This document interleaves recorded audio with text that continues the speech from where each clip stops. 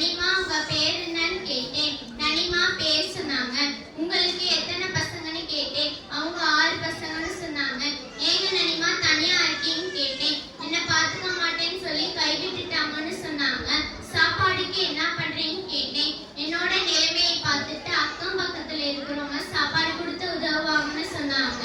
அவங்க வீடை பார்க்க ரொம்ப சின்னதா பாலடைஞ்சு இருந்துச்சு. அதை பார்க்கும்போது எனக்கு கஷ்டமாவும் பயமாவும் இருந்துச்சு. ஃபியூச்சர்ல நான் கலெக்டர் ஆகணும் ஆசை. இன்ஷா அல்லாஹ் நான்